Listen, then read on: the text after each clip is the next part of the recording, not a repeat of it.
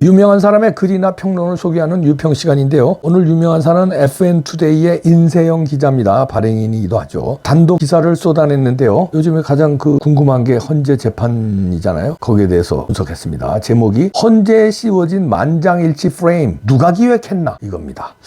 일단 그대로 읽어드립니다. 헌법재판소의 만장일치 판결 계획이 큰 이슈가 되고 있다. 프레임은 누가 기획한 것일까? 이젠 틀어진 것일까? 5일 헌재는 윤석열 탄핵 심판 선고 전원일치는 필수 아니다 라고 밝힌 것으로 알려졌다. 물론 비공식적인 채널을 통해서다. 헌재 전원일치 판결 안 한다. 과연 그럴까? 법조계와 정치권 일각에서 헌재가 윤석열 대통령 탄핵 심판 선고와 관련 재판관 전원일치로 결론을 낼 것이라고 우려하는 보도가 쏟아진 바 있다. 그러나 헌재 측은 5일 문화일보를 통해 근거 없다고 부인한 것이다. 문화일보는 헌재 관계자의 말을 인용하면서 탄핵 심판 결과가 반드시 전원일치로 나와야 하는 것은 아니다. 전원일치를 위해 논의한다는 것은 정말 근거 없는 이야기라고 했다고 전했다. 전날 헌법재판관들이 판결 이후 쏟아질 비난을 조금이라도 피하기 위해 전원일치로 결론 내릴 것이라는 전망이 제기된 지 하루 만이다. 그러나 문화일보가 이 기사는 헌재의 공식적인 입장이 아니다. 아직까지 헌법재판소는 전원일치 판결 우려를 해결하려는 공식적인 입장을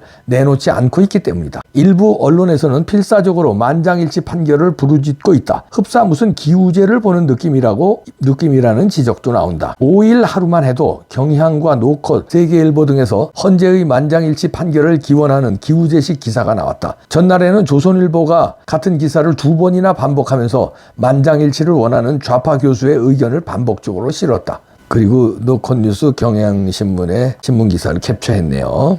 헌법재판관 각자가 독립적인 결정기구이다. 이들은 서로 동속되거나 팀으로 활동해서 같은 결론을 내려고 모여있는 것이 아니다. 삼권분립 정신에 따라 각자 헌법재판관으로 임명된 경로가 다르고 당연히 각자 의견이 다를 수밖에 없다. 다양한 의견을 가진 국가의 구성원을 상징하는 것이다.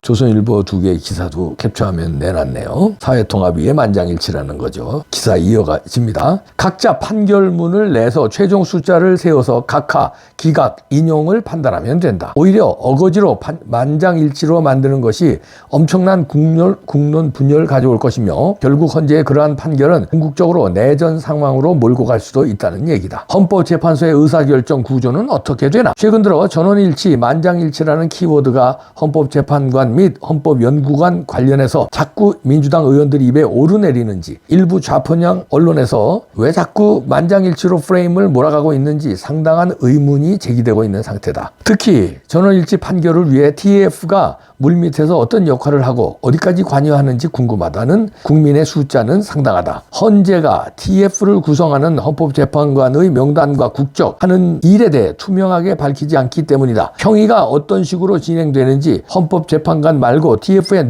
누구누구가 포함되며 평의의 분석 보고서를 내는지 공개해야 한다는 지적이다. 헌법재판소는 아직까지도 헌법연구관과 직원들의 국적 문제를 명확히 공개하지 않고 있다. 또한 JTBC 등의 자꾸 헌법재판소 내부 정보가 새어나간다는 의혹에 대해서도 국민들은 궁금한 점이 많다. 실제로 JTBC는 헌법재판소 내부 인원이 아니면 모르는 정보를 기사로 쓰기도 하고 심지어 헌법재판소에서 무슨 논의가 벌어졌는지도 기사로 썼다가 황급히 삭제한 적도 있다. 만약 헌법재판소 TF가 헌법재판관의 의견을 조율하러 한다거나 전원일치 판결을 도모하려는 티끌만한 형태라도 보인다면 이미 무너진 절차적인 정당성에 더해 국민들의 분노는 감당할 수 없는 방향으로 흐를 가능성이 있다. 한편 일부 언론들은 아직도 헌재의 만장일치 판결을 기원하는 듯한 기우제식 기사를 양산하고 있어 빈축을 사고 있다. 만장일치 프레임은 누가 기획했을까? 일단 네이버 또는 구글 검색에서 최근 한 달로 기간을 맞춰놓고 만장일치 또는 전원일치라고 검색하고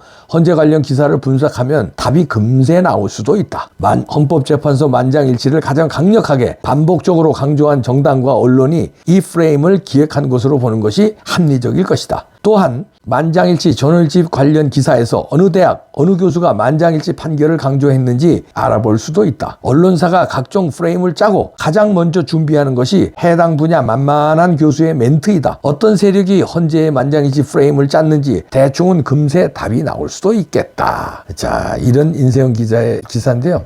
지금 여기서 나온 누가 만장일치 프레임을 짜고 가느냐. 여기 나오죠. 노컷뉴스, 경향신문, 그리고 조선일보 등이다. 거기에 이제 뭐 한국일보라든가 세계일보 이런 데도 이제 이렇게 짜간다. 한마디로 이제 좌파 신문들이 만장일치를 원하는 거죠. 그런데 희한한 것은 조선일보도 만장일치를 원하는 듯한 이런 기사를 쏟아낸다는데 우리가 걱정인데요. 왜 그럴까요? 이들은 윤석열 대통령이 탄핵돼야 자기들 사업에 유리하다고 생각하는 걸까요? 아니면 탄핵이 되도록 무슨 사주를 받은 것일까요? 그건 제가 알 수 없죠. 그런데 지금 헌법재판관들은 자기들 말대로 헌법기관이라며 각자 하나하나가 헌법기관이라며 그랬잖아요. 여기 인세영 기자도 잘 지적했습니다만 임명한 사람이 대통령이 3명, 국회가 3명, 대법원장이 3명 이렇게 임명하는 거예요. 임명 주체도 다르고 그 다음에 저들이 헌법기관이라며 근데 어떻게 만장일치로 요즘 초등학교 선거도요 만장일치 안 해요. 이거는 저 북한에 이거 왜 만장일치로 이거 드는 거 있죠? 이거 뭐 이렇게 들더라고 이렇게 뻘건 거 이렇게 수첩 북한이야 여기가? 헌법재판소가 북한이야? 이 프레임으로 몰아가는 세력이 누구냐? 쉽게 알 수 있다는 건데요. 한번 검색해 보세요. 구글이라든가 네이버에 만장일치 이걸 검색해 보면 어느 신문에서 많이 나오나 저는 검색해 봤어요. 제가 입으로 얘기 안 할게요.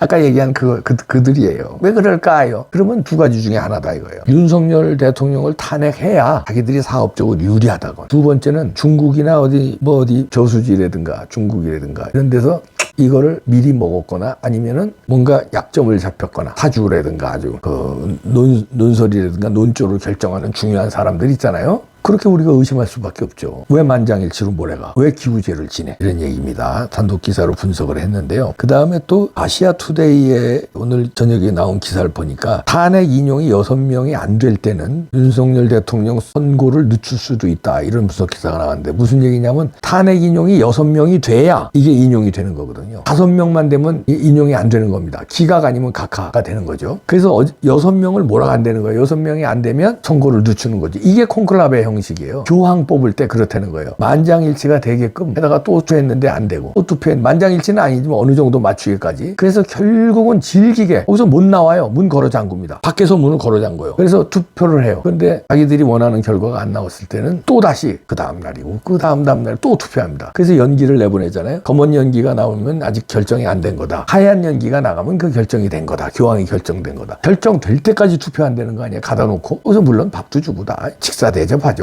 이제 와인도 먹고 그리고 회의도 하고 여기가 무슨 콘클라베냐고 헌법재판소가. 그러니까 문형배, 이미선, 정계선 등등 그 4명 있잖아요. 4남매 탄핵 인용 4남매가 6명으로 어떻게든지 윤석열 탄핵을 인용시키려고 선고를 늦춘다는 거죠. 그러면서 계속 설득하고 계속 평의하고 한다는 거죠. 이럴 가능성도 있다는 거예요. 계속 평의를 하면서 콘클라베 형식으로 지네들이 원하는 6명이 나올 때까지 설득하고 또 평의하고 설득하고 평의해서 결론을 낼 때까지 미룬다. 이런 전망도 나오네요. 그렇게 될 경우에 언제까지 미룰 수 있을 것 같아? 우리야 미루면 좋지. 언제까지 미뤄? 4월 18일까지 미뤄. 4월 18일 2명 나가. 문영배하고 이미선 임기 끝나. 그래 좋아. 그때까지 미뤄. 그러면 땡큐야 오케이야. 근데 여자들이 그렇게까지 미루는 건 아니겠죠. 이게 빠르면 11일 다음 주 금요일 날 이거를 선고를 하든지 아니면 그 다음 주 선고가 유력시 된다는 건데 다음 주 말 선고 11일 날 선고하는 게 제일 유력하다는 거예요. 그때 6명이 안 되면 미룬다는 거. 그리고 21일로. 아니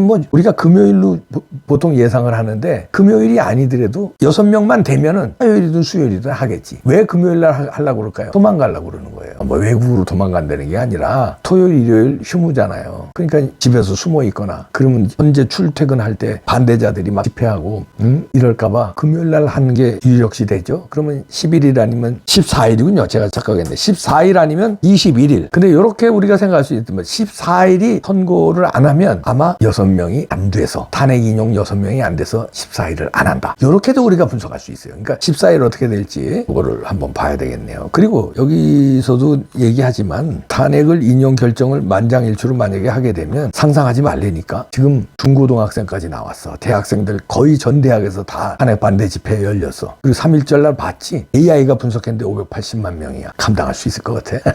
감당할 수 있을 것 같아? 내가 이렇게 지금 방송하는데 우리 마누라 앞에서 체조한다. 체력을 기르고 있어. 어깨를 이러면서 힘을 기르고 있어. 감당할 수 있을 것 같아? 국민들이 지금 체력을 기르는데 이렇게 하고서 체력을 기르는데 감당할 수 있을 것 같아? 대가리 박치기 하는데 감당할 수 있을 것 같아? 우리 이 헌법 제도 하에서 물론 더 궁극적인 헌법 수호 세력은 국민의 저항권이라는 말이 있지만 일단 헌법 제도의 틀 안에서는 그거를 대통령이 그냥 받아들이게 되면은